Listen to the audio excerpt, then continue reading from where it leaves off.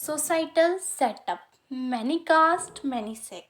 The society of 18th century India was characterized by traditional outlook and stagnation, though there exists a certain degree of broad cultural unity. People were divided by caste, religion, region, tribe, and language. The family system was primarily patriarchal, and caste was the central feature of the social life of the Hindus. Apart from the four Varnas, Hindus were divided into numerous subcastes which permanently fixed their place in the social scale. Though the choice of professions was mainly determined by caste considerations, exceptions occurred on a large scale, making caste status quite fluid in some parts of the country. Caste council and panchayats enforced caste norms and regulation.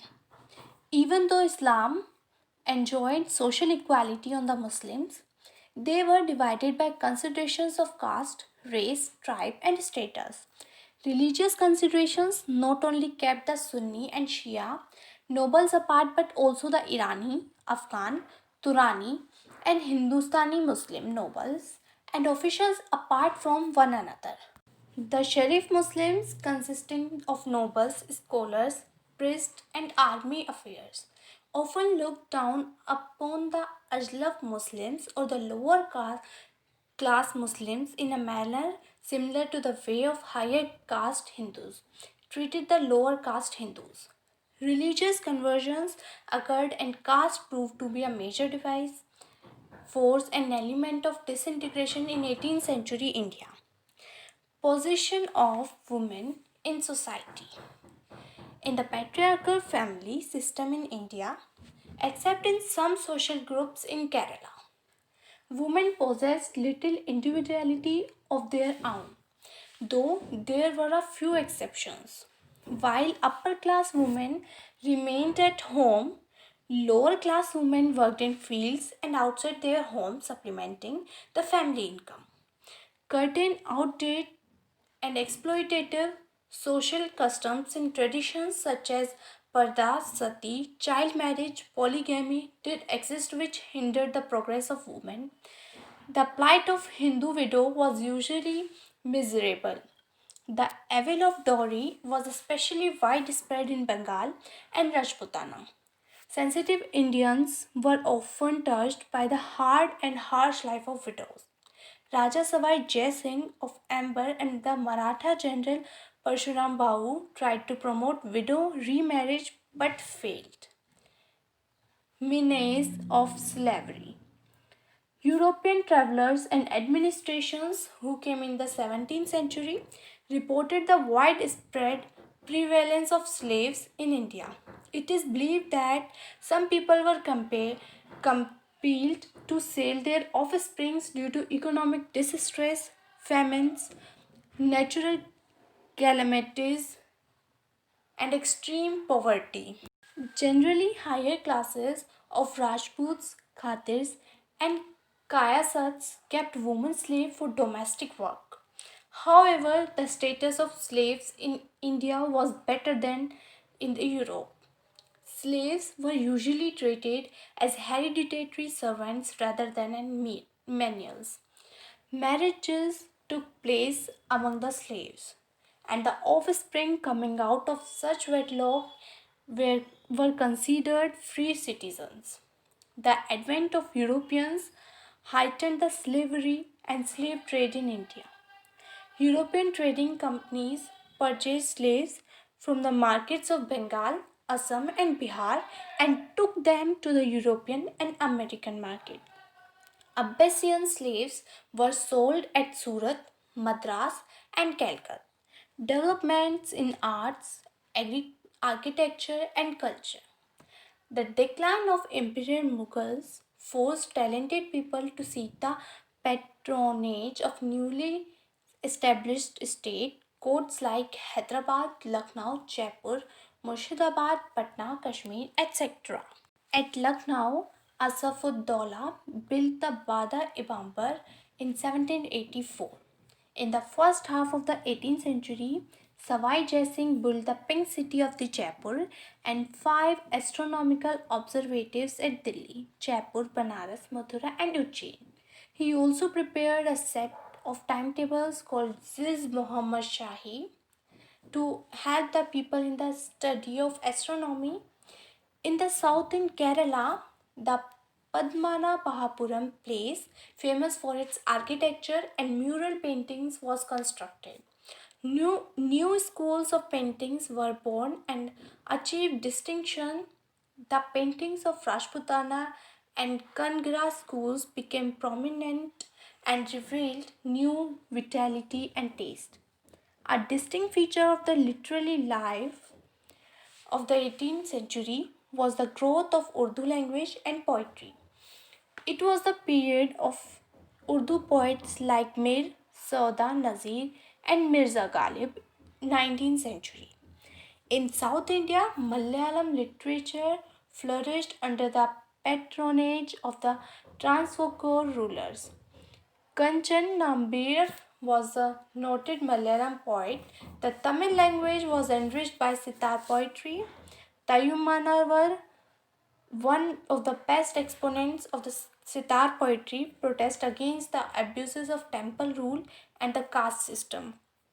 Heer Ranjha was a romantic epic in Punjab literature, was composed by Waris Shah. In Sindhi literature, Shah Abdul Latif composed Risalo, a collection of poems. These are just some examples of literary works in religion language. Summary: why the Mughal Empire declined? Weak successors. The Mughal Empire was a personal despotism and its success depended upon a strong and capable monarch. Absence of defined law of successions. Continuous wars of successions, absence of law of porminages, frustrated partnership at the cost of patriotism. Aurangzeb's religions and Deccan policy. The religious policy antagonized the Rajputs, Sikhs, Jats, and Marathas. Deccan policy kept the emperor away from the capital for a long duration. Degeneration of rulers and nobles, deterioration of army, too vast an empire. The vast empire became a difficult task for weak rulers and administrator efficiently. External invasions, Tani and Durrani kingdoms, Nadir Shah, Ahmad Shah, Abdali gave a death blow. Economic decline, endless wars, stagnation in agriculture, and decline in trade industry emptied the royal treasury. Advent of Europeans. European companies interfered in native politics, hastening the disintegration of empire. Shifting allegiance of Jamidars, Jagirdari crisis, rise of regional aspirations, rise and establishment of Awadh, Bengal, Hyderabad, Mysore, Kerala, Rajput states, and Jat states accelerate the process of disintegration. Rise of regional states, three categories: successor states, Hyderabad, Bengal, and Awadh; independent states, Mysore, Kerala, and Rajput states; new states, Marathas, Sikhs, Jats, and Afghans. Socio-economic condition. Agriculture, stagnant and technologically backward agriculture, compensated by very hard labor of peasants. Peasants paid revenue to state jamidars, jagirdars, and revenue farmers. Major produce crops: rice, wheat, sugar, pepper, spices, cotton, etc. Trade and industry. Trade flourished: cotton textiles, rose skill, silk fabrics, hardware, indigo, saltpeter, opium, rice, wheat, sugar, pepper, spices, precious stones, and drugs were exported. gold, musk, woolen, cloth, copper, iron, lead, paper, pearls, dates, dried fruits, coffee, tea, ivory, rose water, etc. were imported. The textile industry was famous for its produce. The shipbuilding industry flourished. The metal industry was also well developed. Education. Elementary education imparted through pathshalas and maktabs. Chotas pates or tols among Hindus and madras among Muslims for the Institute of Higher Learning. Absence of the study of science and technology and geography was a general feature. Society. Apart from four Varnas, Hindus were divided into many subcastes which differed in their nature from place to place. Muslims were also divided by considerations of caste, race, tribes, and status, even though their religion propagated equality. Art, architecture, and culture. Asaf-ud-Daula in 1784 built Bada-i-Babur at Lucknow. Savai Jai Singh built Pink City of Jaipur and five astronomical observatories: Delhi, Jaipur, Mathura, Banaras, Ujjain. Painting schools of Kangra and Rajputana came into prominence. In northern India, growth of Urdu language and poetry took place. Prominent Urdu poets were Mir, Sauda, Nazir, and Mirza Ghalib. Regional language developed. Tamil language was enriched by sitar poetry.